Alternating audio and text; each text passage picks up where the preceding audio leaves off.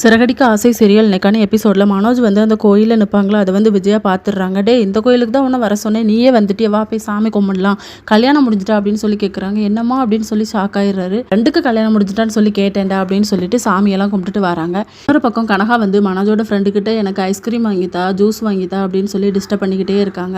அதுக்கப்புறமா நம்ம விஜயாவும் பார்த்துருவாங்க. அந்த பொண்ணு யாருடா அப்படின்னு சொல்லிட்டு ஹஸ்பண்ட் அப்படின்னு சொல்லிட்டு மனோஜ்கிட்ட வருவாங்களா.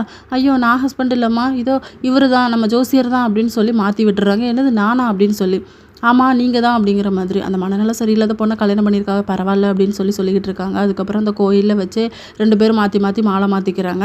அதுக்கப்புறம் வீட்டுக்கு கூட்டு வந்ததுக்கப்புறமா மாப்பிள்ளை நீங்கள் இன்றைக்கி இங்கே தான் ஸ்டே பண்ணணும் அப்படின்னு சொல்லிட்டு அடுத்த சடங்கு நடக்கணும்ல அப்படிங்கிற மாதிரி அந்த பொண்ணோட அம்மா சொன்ன உடனே, இல்லை எங்கள் அம்மா வந்து இன்றைக்கி என்ன கோயிலில் பார்த்துட்டாங்க, நான் வரலன்னா சந்தேகப்படுவாங்க, இன்னொரு நாள் வச்சுக்கலாம், நான் கிளம்புறேன் அப்படிங்கிற மாதிரி சொல்லி கிளம்பிடுறாங்க. போகும்போது வந்து அந்த 10 lakhs தர முடியுமான்னு சொல்லி கேட்டால், இல்லை கொஞ்ச நாள் ஆகும் மாப்பிள்ளை அப்படிங்கிற மாதிரி சொல்லி சமாளித்து விட்டுறாங்க. அதுக்கப்புறம் கனகாகிட்டே அதை இதையும் சொல்லி மழுப்பிட்டு வீட்டுக்கு வராங்க. வீட்டுக்கு வந்தோடனே உன் ஃப்ரெண்டுக்கு கல்யாணம் நடந்துச்சுலடா, அந்த கல்யாணத்துக்கு தான் நாங்களும் போனோம் அப்படின்னு சொல்லிட்டு முத்து மீனா எல்லாருமே சொல்லிக்கிட்டு இருப்பாங்க. அப்போ என் பையனுக்கு வந்து கூடிய சீக்கிரம் நல்ல பணக்கார பொண்ணாக பார்த்து அமையணும் அப்படின்னு சொல்லி விஜயா பேசுவாங்க. இதோட நெக்கான எபிசோட் முடியுது.